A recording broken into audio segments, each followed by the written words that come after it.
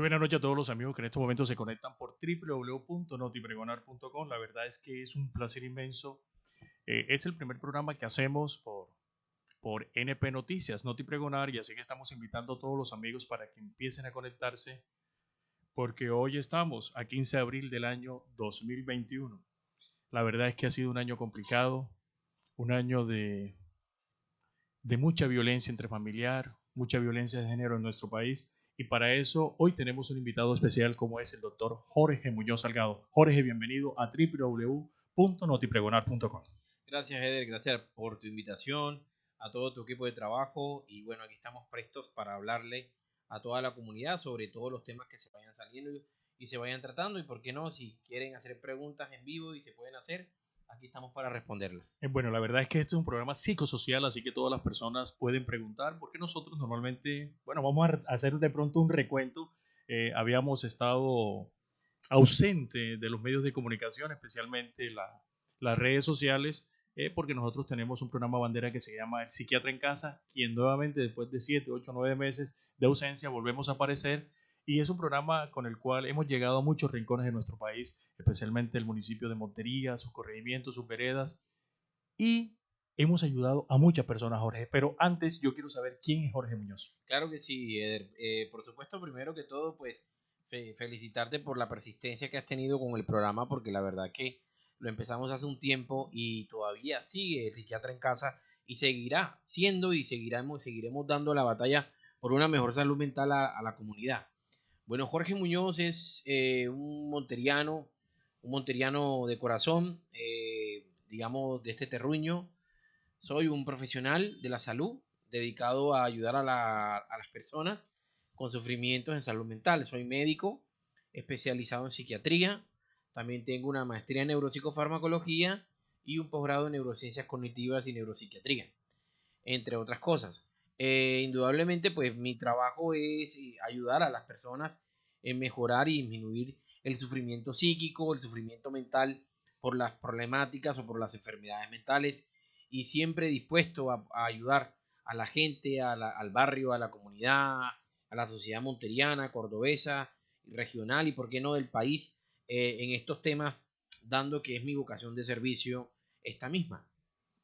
Bueno, Jorge, la verdad es que en estos momentos a nivel país se ha incrementado la violencia intrafamiliar en los hogares colombianos. ¿Por qué se está dando esta violencia, pero especialmente la violencia de género? Hombre, Eder, el tema de la violencia sí se ha generado y se ha venido aumentando por diversos factores. Digámoslo así que nuestra cultura, nuestra sociedad a través de los años ha tenido algunas características violentoides, por así decirlo, o de herencia, de aprendizaje, socioculturalmente hablando, de que las cosas se arreglan a los golpes, de que las cosas se arreglan gritando. Digamos que hay un factor sociocultural que puede llevar a la comunidad o a las personas o a los padres de familia o cualquier individuo a veces a pensar que por medio de la violencia se pueden solucionar muchas cosas, o sea, de antemano hablando en primer grado, por ejemplo, el conflicto social en el país, el conflicto armado.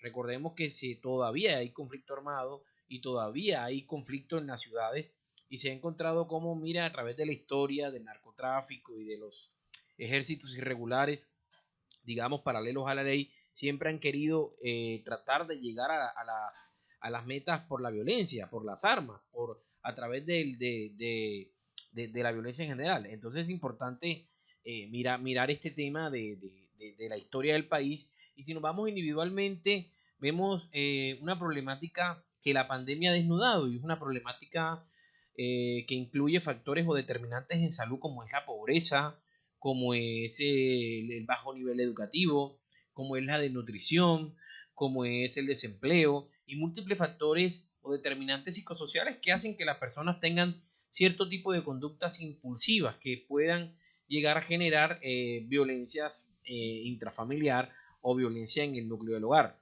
porque indudablemente todas estas situaciones se viven primero en la casa y luego en la calle.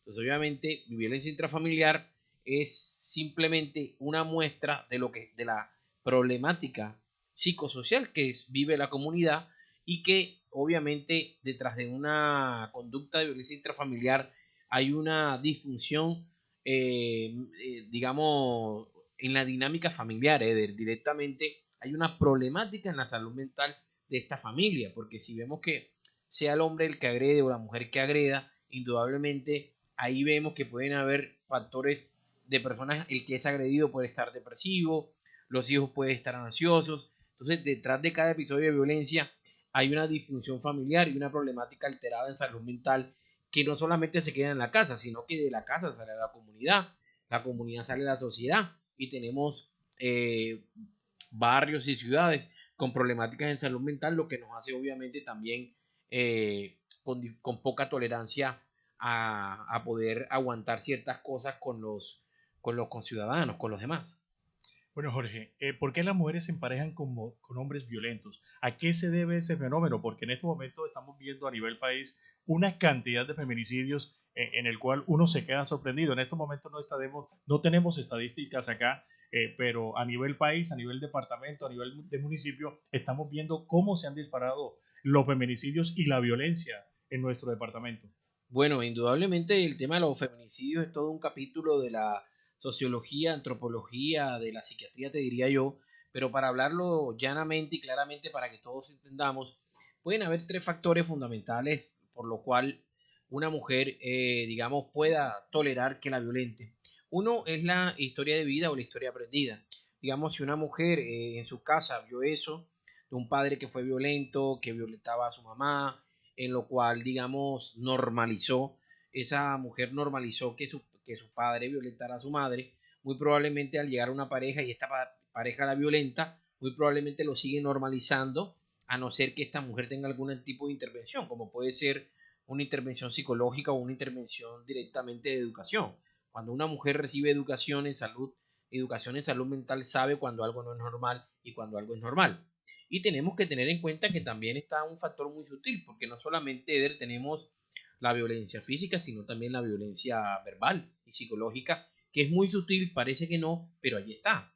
Entonces, esta es una de las maneras. Otra de las maneras que se puede producir violencia intrafamiliar es, digamos, la baja autoestima que pueda tener la mujer con respecto a esto y la dependencia o el vínculo dependiente con su pareja. Digámoslo así, que en algún punto prefiere soportar los golpes a dejar a su pareja. Entonces, eso es un vínculo disfuncional por una dependencia que hace que la mujer tolere los golpes o prefiera aguantar los golpes a que la deje, ¿verdad? Como segunda medida, una problemática en su forma de autoestima y en su valoración. Entonces, esto es importante que lo tengamos en cuenta porque directamente la mujer es algo que, digamos, la mujer hay que educarla y hay que enseñarle salud mental para que también sepa para ella y para los suyos qué es el bienestar y qué no es el bienestar. Bueno, Jorge, ¿por qué, o sea, a qué se debe ese fenómeno que una mujer no denuncia, se queda callada y tarda en darse cuenta que viene siendo maltratada por su pareja? Claro que sí, se debe a muchos factores. Uno de los factores principales es que la mujer tiene miedo a denunciar.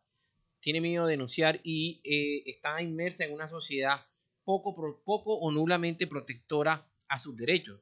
Quiere decir que muchas veces cuando la mujer va y exige sus derechos o va y denuncia, a veces no son efectivas las medidas que se toman desde los entes gubernamentales para protegerla, cuidarla a ella y a los suyos, sino que directamente muchas veces, si ha pasado, pone la denuncia, no hay intervenciones eficaces y la pareja, en forma de reprender eso que hizo de denunciar, muchas veces termina hasta matando a la víctima.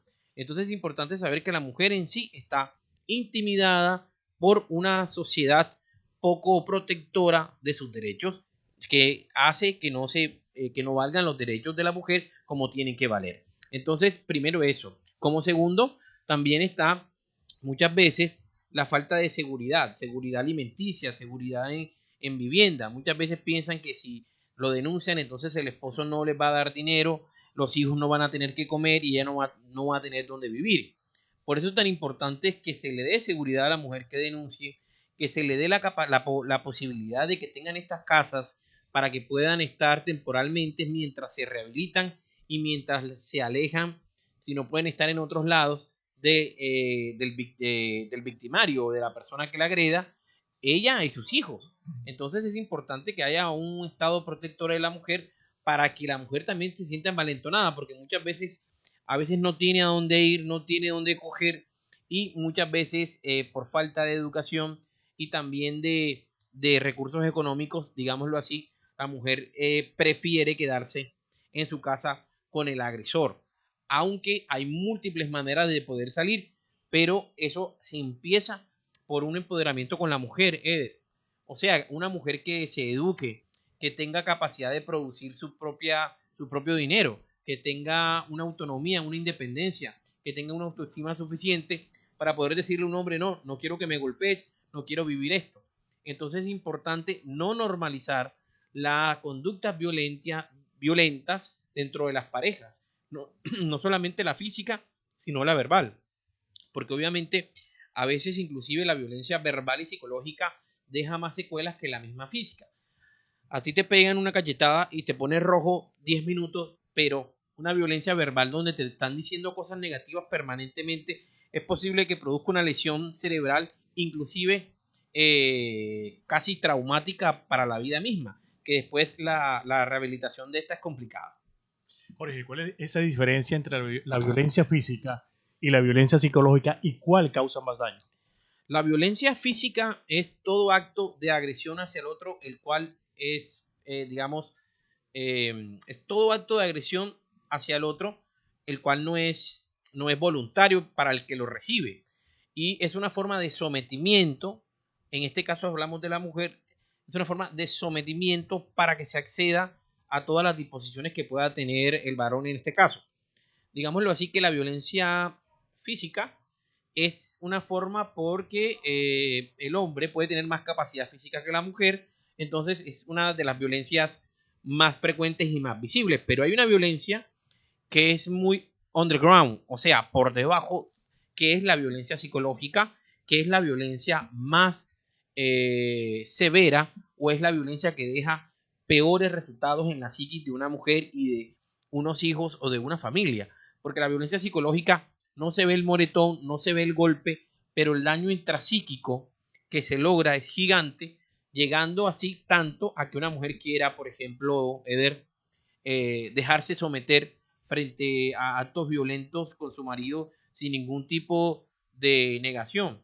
O por ejemplo que la mujer llegue a tomar decisiones como es el suicidio, o como hemos visto en algunos casos, directamente a que se suicide con su hijo. Entonces es de manera importante ver cómo la violencia psicológica es peor que la física y cómo es importante educar a la comunidad y a la mujer sobre qué es cada tipo de violencia para así poder saber qué hacer y cómo manejarlas, porque no podemos estar diciéndole a las mujeres que denuncien donde ni siquiera saben qué es una violencia intrafamiliar y qué es una violencia psicológica, no saben qué es una violencia física, porque en algún momento eso se ha normalizado y podemos llegar a decir en el barrio, no, es que son marido y mujer y ellos se dan puño, como dicen por ahí, y eso es normal. No, señor, eso no es normal, eso es violencia intrafamiliar y hay que denunciar.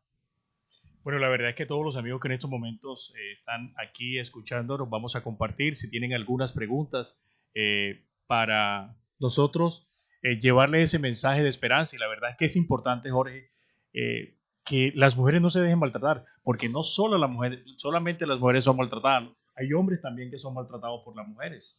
Claro, los hombres son, digámoslo así, es la parte, digamos, es la parte que no se ve. El hombre es muy penoso de denunciar por el mismo machismo o la misma sensación de masculinidad. Le es difícil denunciar y decir que una mujer lo está maltratando, pero el porcentaje de hombres maltratados cada vez aumenta más. El de las mujeres también, pero el de los hombres también. Lo que pasa es que el hombre denuncia menos, pero la violencia intrafamiliar es tanto de mujeres a hombres como de hombres a mujeres. Obviamente mucho más porcentaje es de hombres a mujeres, pero indudablemente se da y se está presentando muchas más denuncias en todos los lados, en fiscalía o en la policía, en 123 o en comisaría de familia. Muchas más denuncias de hombres se están viendo porque están ya saliendo de ese tabú, saliendo de esa falsa discriminación, poniendo su denuncia y organizando y mejorando su calidad de vida, porque a veces también, Eder, los hombres están vistos como que son siempre los malos del paseo. Y realmente hay que tener en cuenta que los hombres son los que más se suicidan, los hombres son los que más se mueren más rápido, los que más mueren en acto de violencia. Entonces la salud mental del hombre muchas veces, a veces está muy devaluada por el mismo estigma de machismo, que si yo no tengo poder o no soy el machito de la cuadra, entonces no estoy bien, no me siento bien y eso no está bien. Es como antes, ¿te acuerdas que decían los hombres no lloran?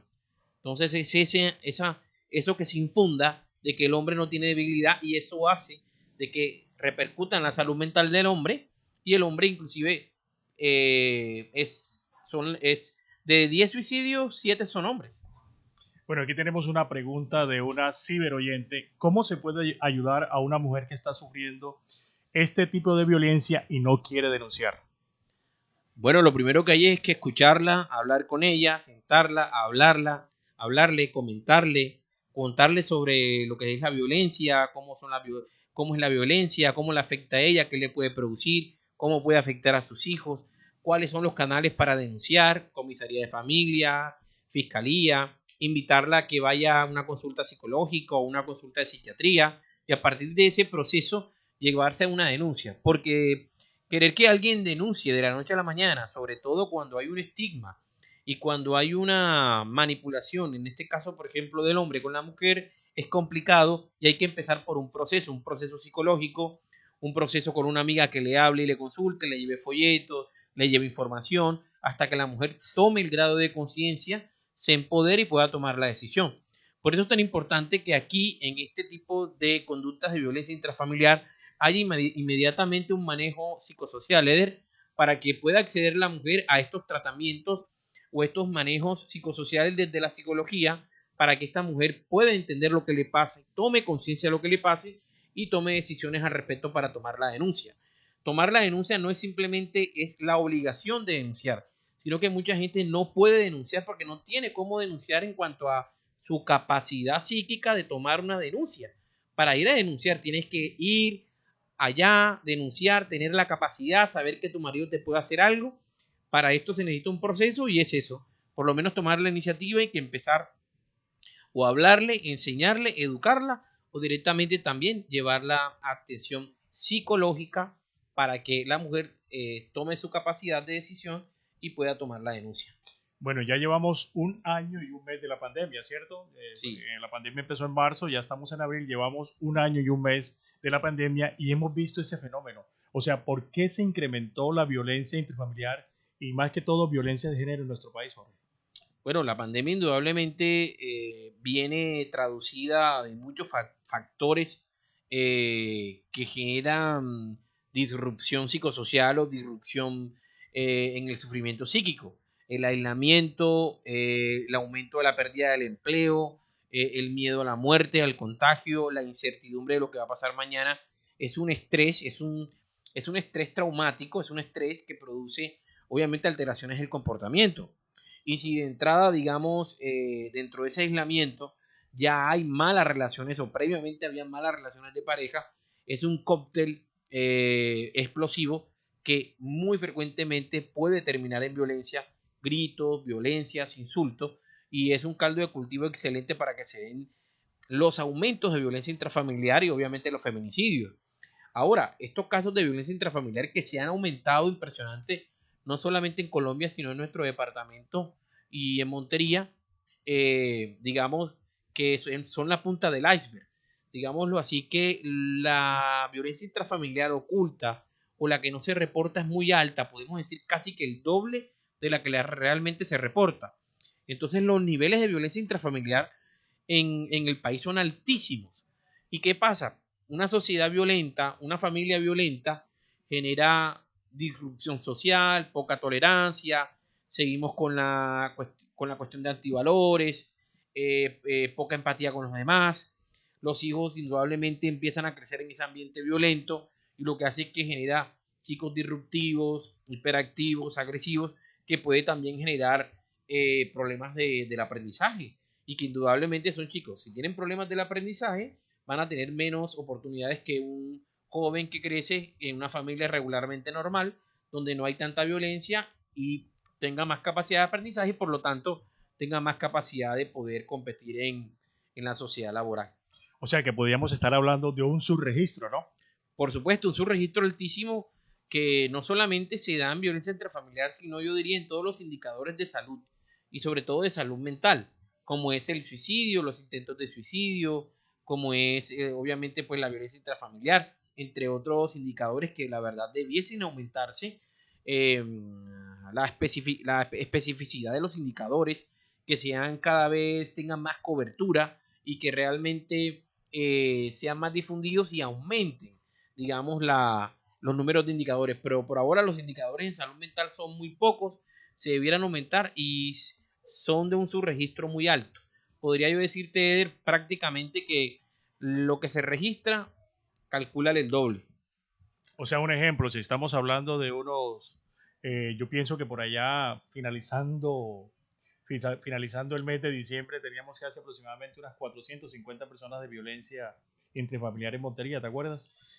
Sí. ¿Te acuerdas de esas estadísticas más o menos que tú las estabas manejando? Sí, ¿no? Sí, era impresionante, sí, las estadísticas de violencia intrafamiliar el 2020 en Montería creo que superó los 800 casos. Bueno, y el departamento ni te cuento, si no estoy mal, pues en Montería creo que superó los 800 casos.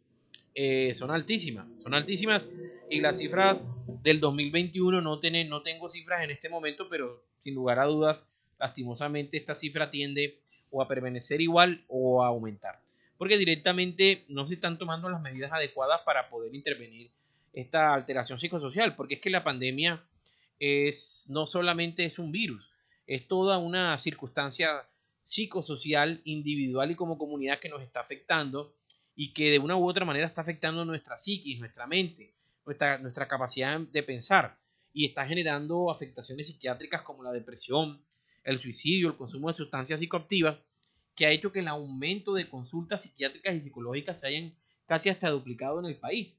Entonces, por eso es tan importante no solamente pues las atenciones con el virus, digamos, con el COVID-19, sino las consecuencias de esta. Digamos, la OMS ya lo ha dicho infinidad de veces y tiene ya la boca rota de decirlo, de que la pandemia que se viene es la peor y es la de la salud mental. Y habla de cuestiones que, inclusive, te doy un dato importante para que sepas qué están haciendo los países del primer mundo como el Reino Unido, ¿no? Lo que es Inglaterra y Japón, y es que directamente están creando el Ministerio de la Salud Mental. Un Ministerio de la Salud Mental donde están haciendo en Australia también inversiones gigantescas para poder disminuir el impacto psicosocial de todo lo que tiene que ver con la pandemia y la problemática de salud mental. Porque sin ninguna duda, un país con pobre salud mental es un país poco productivo. Es un país que no tiene la capacidad de crear, de producir, de generar ingresos. Entonces, por eso invierten en la salud mental y saben que cada dólar invertido en salud mental se multiplica por 3, porque van a tener más gente productiva, menos incapacidad, a sabiendas de que la depresión es la primera causa en el mundo de discapacidad como tal. Entonces, genera la enfermedad mental. Un país con enfermedad mental es un país que tiende a tener pobreza y poco desarrollo. Bueno, son las 7:35 de la noche. ¿Cómo va el tiempo, no? No, impresionante, Jorge. Y las personas que están conectadas acá, hay una cantidad de preguntas que más adelante seguimos hablando. Okay, sí, qué bueno que la gente esté entusiasmada. Esa no, es la idea que siempre todos los jueves hagamos esto y que la gente pregunte. Se llama Psiquiatra en Casa, pero pregúntale al psiquiatra también. Así es. Y no solamente vamos a hablar de Psiquiatra en Casa, en la próxima podemos hablar también, ahora está muy, muy de moda y por ahí he visto la crianza amorosa, que es un tema que más adelante también vamos a tratar. Claro que sí. Vamos a un corte de comerciales y ya regresamos. En Córdoba nos unimos al mes de los niños, es el mes de abril, donde tendremos varias actividades, donde vamos a promover precisamente el cuidado y el amor por nuestros niños y niñas. En el mes de abril celebramos el mes del niño. Este mes lo vamos a celebrar basado en la crianza y el juego amoroso. Por eso invitamos a todos los cordobeses a seguir vinculándose a tratar a los niños con amor y con respeto. Niños, yo les voy a hacer una pregunta. ¿Cómo deben tratar los papás a los niños de Córdoba? Con respeto, con mucho cariño, con mucho amor. Era cohibo. No le pegues a los niños. Que muy bien, cordobeses. Invitamos a tratar a los niños con amor y con respeto. Eso es lo que iba a decir yo después. Basados en la crianza amorosa. 6, 8.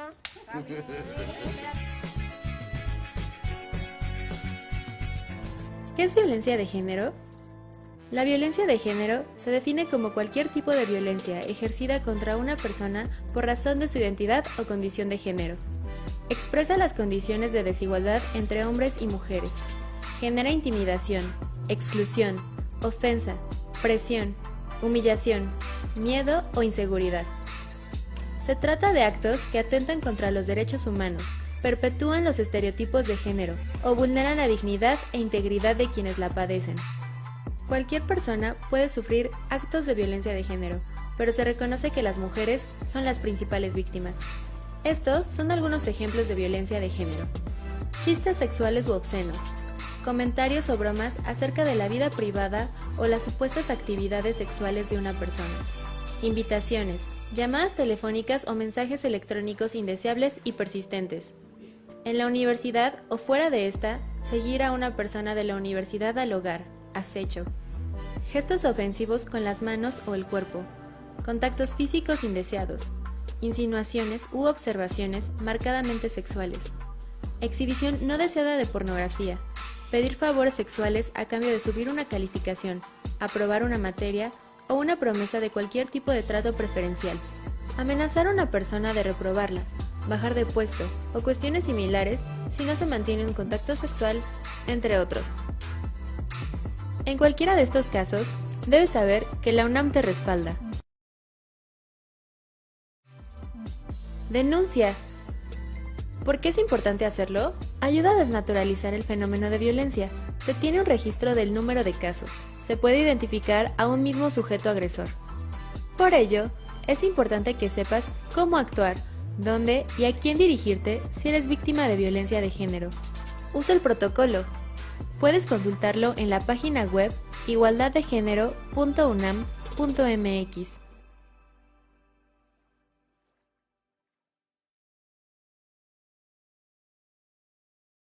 Bueno, seguimos aquí conectados por www.notipregonar.com. Jorge, la verdad es que es una alegría inmensa volver a estar juntos después de casi un año, ¿no? De no hacer programa y nuevamente retomar las lides en todo esto que tiene que ver con la salud mental, porque recordemos todas estas brigadas que hemos hecho para mejorar a toda esta comunidad donde nosotros hemos llegado, Jorge.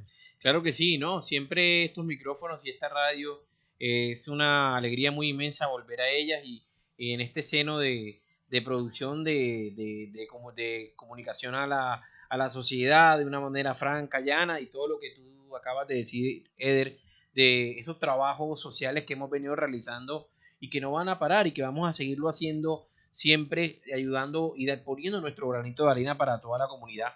La verdad que me siento muy contento de estar nuevamente en el programa, en tu radio, y la idea es seguir y ofrecer un espacio abierto a toda la comunidad para que se puedan expresar, pongan sus quejas también, ¿por qué no?, de las cosas que las problemáticas que están teniendo en el acceso a la salud mental en sus EPS, si tienen problemas para acceder en comisaría de familia, si no los atiende Secretaría de Salud, ¿por qué no? Y también orientarlos y hacer los llamados a atención respectivos para que las cosas funcionen mejor, y también cualquier tipo de recomendación o preguntas o inquietudes en cuanto al tema de salud mental. Aquí hay un profesional dispuesto, aquí con mi colega Eder, prestos para trabajar por ustedes y para dar y ayudar a la comunidad en general, porque esto es una manera de hacerlo, porque llegamos en este horario a miles y miles de personas. Bueno, la verdad es que, bueno, por aquí tenemos algunos amigos de Chile, Estados Unidos. Es chévere, agradable, super, claramente, claro, después de mucho tiempo de... Es que esto es un tema mundial, es un tema mundial. Así es. Estamos hablando en estos momentos para las personas que empiezan a conectarse sobre violencia de género. Jorge, Normalmente uno ve que a los hombres, a las mujeres, y vamos a hablar a plata blanca A cacho pelado. a cacho pelado, como Claro. siempre hemos lo dicho, Claro. y los hombres le meten una trilla trompada, vamos a hablar a los costeños. Sí, le dejan el ojo colombiano. ¿Y por qué estas mujeres perdonan a esos maltratadores? Claro, creen que es una forma, creen que es amor, creen que dicen entre más lo quiero, más lo aporrio. Digamos que es como una creencia, una cultura que hay que irla dilucidando en el tiempo con la educación. Porque muchas veces vieron eso en sus familias, vieron esa historia de un padre violento o una tía violenta, o un tío violento o un abuelo violento.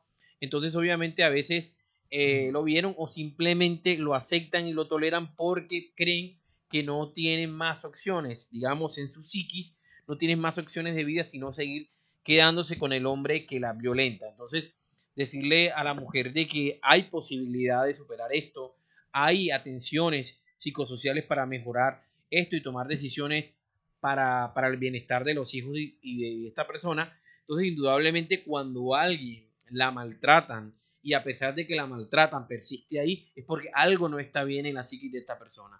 Su autoestima no está bien, su creencia no está bien y hay que atenderla, hay que tratarla, porque esto no es normal y nadie vino para estar sufriendo violencia de otra persona simplemente porque es la pareja o porque es la mujer, porque esa es también una tradición cultural, es como es cuando uno dice mi mujer, o sea, como si fuera directamente propiedad como si fuera escriturada ahí en la notaría primera, ahí por la catedral.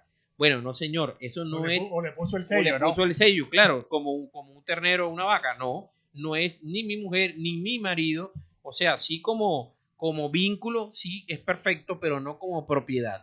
Ni la mujer es propiedad del hombre, ni el hombre es propiedad de la mujer. Lo importante es el respeto y la libertad entre ambos. La fidelidad, la libertad y no creer que porque mi mujer es propiedad mía y por lo tanto tengo el derecho de maltratarla. Igual pasa con los hijos. Los hijos no son propiedad desde el punto de vista de que puedo hacer con ellos lo que quiero, porque hay estándares legales que te prohíben hacer cosas. Sí, desde la ley eres custodio de ellos, pero tampoco puedes hacer lo que quieras con ellos porque la ley los protege y están los derechos de los niños que están por encima de todos los demás.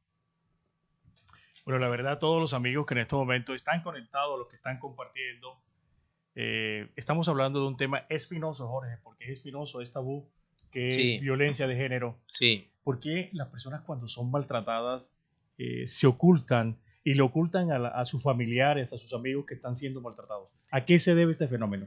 Se debe a un fenómeno de tabú o de vergüenza o de creerse que al divulgarlo son menos, sienten minusvalía, sienten que sienten vergüenza al decirlo. Entonces es importante ver eso, de que hay que desmitificar ese tabú y tratar de decir que antes al contrario, el contar lo que te pasó en la violencia o cómo te están violentando es una fortaleza, un grado de valentía. Poder decir y denunciar es un grado de valentía y un grado de fortaleza. No quiere decir eso que el que no denuncia es porque no es valiente, no, sino porque obviamente puede que sienta que no va a ser escuchada también o que no le van a creer. Y es importante que la persona tenga esa capacidad o dársela. Por eso le digo, porque muchas veces hay unas estructuras psíquicas o hay unas mentalidades, una forma de ser donde son dependientes, codependientes y toleran ciertos maltratos. Ahora, Eder, hablando de estos temas, es importante tocar situaciones como, por ejemplo, LGTBI, la población LGTBI, Eder. Yo lo quiero mencionar bárbara, ¿no? porque realmente esta población es sobre las mujeres y sobre cualquier otra población, es la más discriminada, es la más violentada y es una población que inclusive tiene más casos de fallecimiento que los mismos feminicidios como tal. Entonces, esta población no solamente registra grados de discriminación altísimos, sino grados de violencia y hasta la muerte, sino que además tienen más enfermedad mental que la población general. Entonces, es un factor de riesgo en el país ser parte de la población LGTBI. Bueno, aquí tenemos a un ciberoyente, Santiago Pérez Vidal, ¿en qué medida agrava la situación de la pandemia del COVID-19 al riesgo de la violencia contra la mujer? Claro que sí, a nuestro querido oyente. La pandemia en sí es un factor de riesgo para que hayan conductas violentas en la casa. Porque la pandemia en sí puede generarte incertidumbre del mañana, no saber si es que van a cerrar la ciudad, no la van a cerrar, vas a tener que cerrar tu puesto de trabajo, te van a echar del trabajo, el desempleo, el estrés laboral, el estrés económico, no tienes con qué pagar las deudas, tus hijos, la problemática escolar, porque antes los niños estaban en la escuela y de pronto el padre se iba a trabajar, pero ahora están todos en la casa muy probablemente, entonces aumenta el estrés familiar, el estrés económico, y eso genera en las mujeres cabeza de hogar, sobre todo, en los hombres también, pero en las mujeres cabeza de hogar, un nivel o un índice de trastornos mentales que llega casi del 60 o el 70%. En la última encuesta que hizo el DANE de medición del bienestar, se encontró que las madres cabezas de familia en plena pandemia tenían alteraciones mentales como del 60 o del 70%, y esto es altísimo. Entonces es importante cómo la pandemia en sí, por los factores que esto conlleva, como lo que es el desempleo, la pobreza, la desnutrición, la incertidumbre y el miedo a contagiarse y a morirse, porque en este momento estamos en un pico donde hasta los niños están falleciendo, los jóvenes. Entonces todo eso sumado en la casa, más la pobreza, obviamente es un cóctel molotov para que se genere mucha más violencia intrafamiliar, que inclusive, como digo, está totalmente subregistrada y que es algo en lo cual se deben afilar los vientos y apuntar hacia allá para poder trabajar, porque la secuela que queda posterior a la violencia intrafamiliar no tratada es más pobreza, más violencia y más trastornos mentales en los niños. Entonces estamos teniendo hijos de padres y madres violentas que muy probablemente estos chicos van a replicar esto. Entonces estamos teniendo sociedades que van a tender lastimosamente, si no se impactan a esta población, de replicar las conductas violentas. O sea que eso es una situación, una bola de nieve. O sea, es una bomba de tiempo, podríamos hablar, porque yo agrego algo aquí, la pobreza. Eso genera mucha violencia intrafamiliar, porque podemos mirar, no sé, hace 2 días, 3 días, se suicidó un taxista. Sí. Y esto se debe a toda esta situación de pobreza. O sea, decían los medios que porque debía unos recursos y por eso tomó esa fatal decisión, que tampoco es la salida, Jorge. Tampoco es la salida. Obviamente eso es la muestra o la punta del iceberg de la problemática en salud mental que vive nuestra comunidad. El suicidio, lastimosamente, es como un campanazo de alerta que muestra cómo está la sociedad, digamos. Entonces, esas conductas suicidas, obviamente hay estresores que pueden detonarla, como es el factor económico. Es que indiscutiblemente estamos en una sociedad capitalista donde si no tienes dinero no puedes comer, y si no comes y no le das comida a tus hijos, y si no come tu esposa, obviamente genera dolor, genera tristeza, genera depresión, y puede haber indudablemente mucho más riesgo de, además de tener depresión, a costa de otros factores estresantes, de que puedas tomar esa mala decisión si tampoco tienes contención del Estado, contención de instituciones en salud que te puedan ayudar, líneas efectivas que puedan realmente hacer una intervención efectiva, porque muchas veces vemos líneas en salud mental que son simplemente la cáscara. Realmente no hay una intervención integral en salud mental en esa línea que pueda esta persona inclusive hasta ser remitida a un centro asistencial hospitalario, o inclusive a ser manejada por un especialista de manera rápida, o mandar a una ambulancia. Entonces el llamado es a la comunidad, primero que todo, a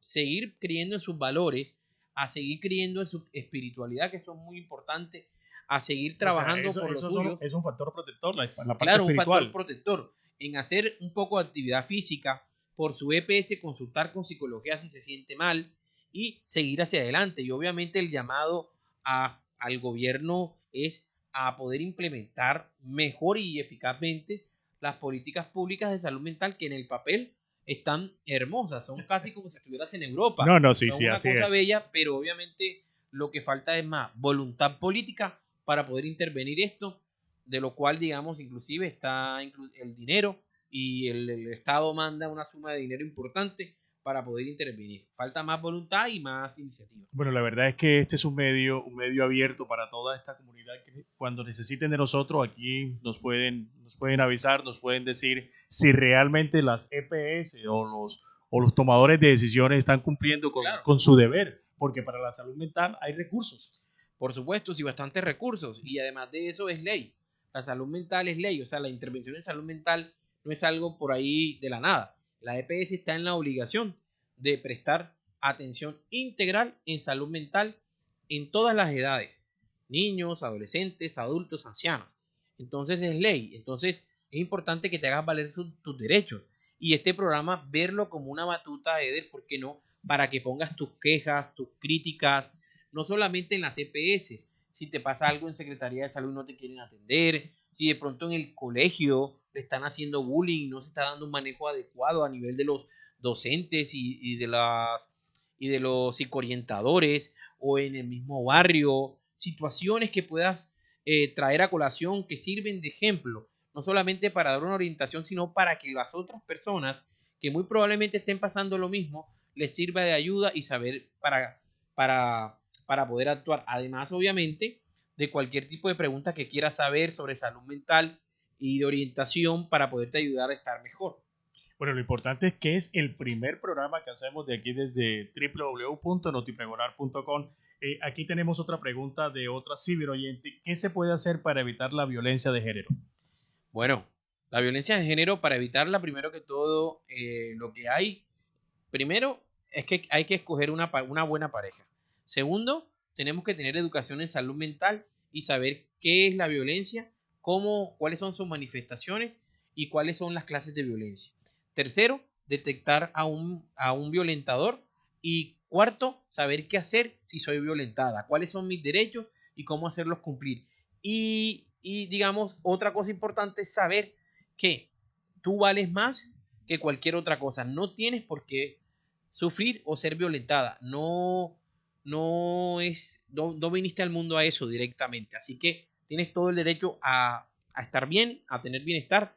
Y el amor no es violencia. El amor no es violencia. La violencia puede ser un amor pero patológico, porque incluso por amor la gente ha matado. Así que no es un tema de amor, es un tema de qué amor quieres. Hay amores buenos y amores malos. El amor bueno es el que suma, que ayuda a tu progreso interpersonal y tu desarrollo profesional, tu desarrollo humano. El amor malo es el amor que te deteriora, te resta y que te puede llevar inclusive hasta la muerte. Muerte en vida, Eder, porque no solamente está la muerte física. Acuérdate que hablamos del grito silencioso. Por supuesto. ¿Tú sabes lo que es medianoche, desde las 10 de la noche y amaneces mirando el techo? Es horrible, es un infierno, es el quinto infierno de Dante, de la Divina Comedia.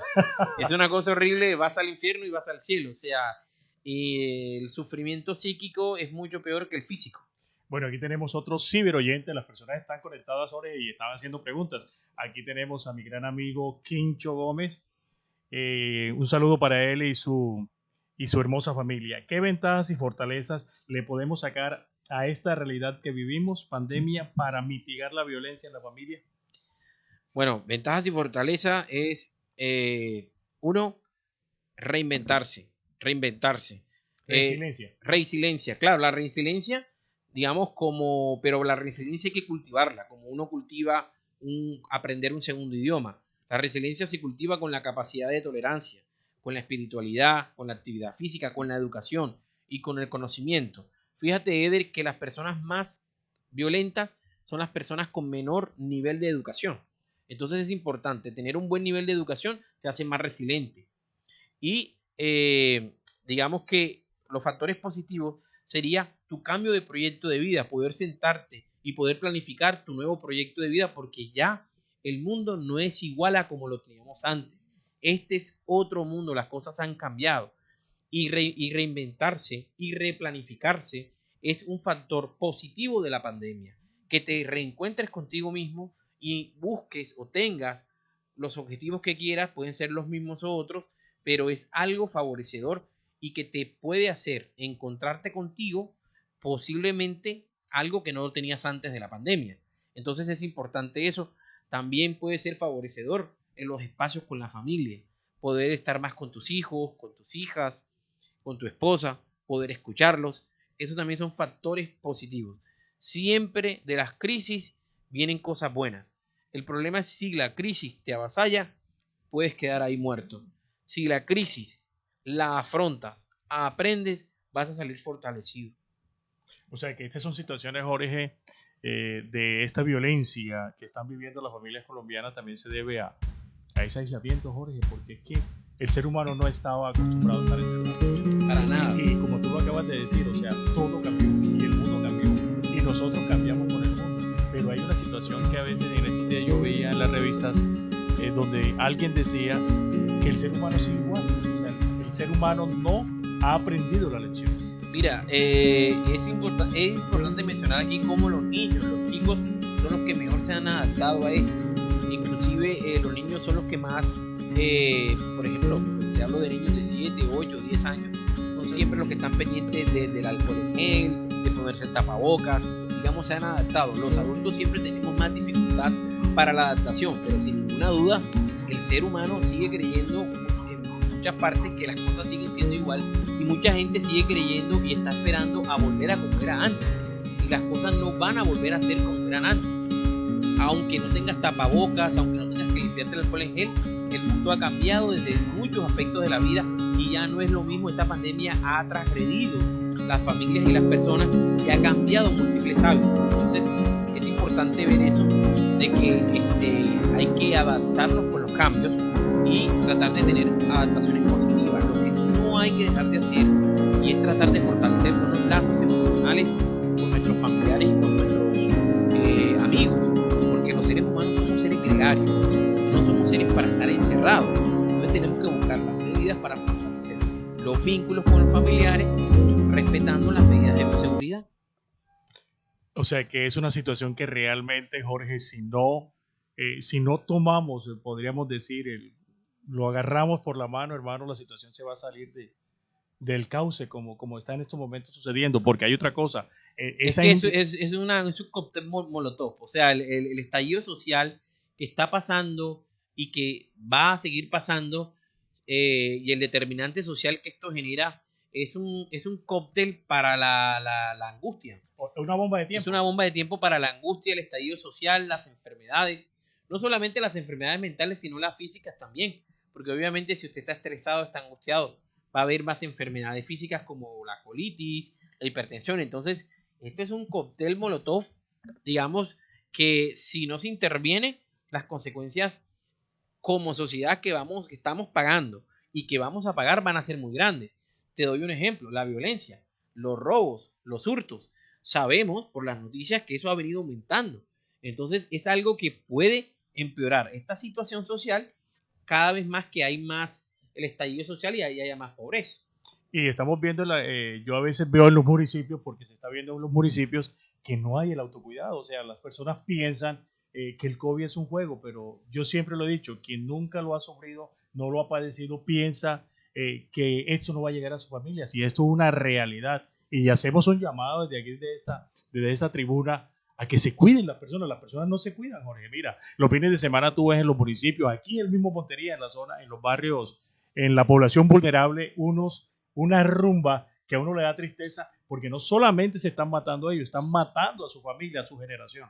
Claro que sí, digamos que hay una falta de conciencia generalizada con el tema del COVID. También hay que tener en cuenta de que a veces algunas medidas que se han tomado han, digámoslo así, cansado a la población con respecto, por ejemplo, a la pandemia. Entonces, directamente, a veces la gente ya perdió conciencia, es como que le perdió miedo al COVID muchas veces y se ven estos grados de contaminación mucho más alta. O sea, es importante que la gente entienda que hay que tomar las medidas, hay que, digamos, saber vivir con este virus, pero tomando las medidas de bioseguridad necesarias para poder seguir adelante, porque hoy me puede tocar a mí, mañana te puede tocar a ti, y es importante trabajar en eso y también obviamente trabajar con conciencia y trabajo colectivo del Estado para seguir educando a la gente en estas tomas de medidas de bioseguridad y ayudándolos también, Eder, porque a veces podemos decir desde la tribuna,